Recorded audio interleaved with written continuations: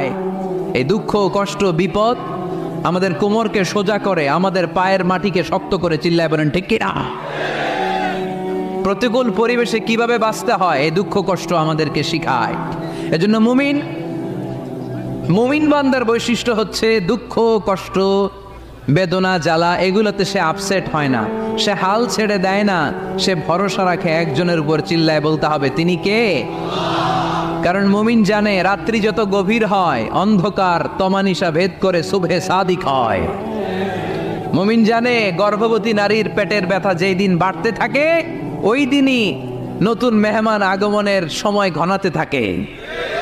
মুমিন জানে তার জীবনে দুঃখ কষ্ট বিপদ যত বাড়তে থাকে সুখের দিন কাছে আসতে থাকে। এজন্য মুমিনের হারাবার কিছু নেই। ফাইন্না মাআল উসরি ইউসরা, ইন্না মাআল উসরি ইউসরা। নবী হে, কষ্টের পরেই আছে আনন্দ, দুঃখের পর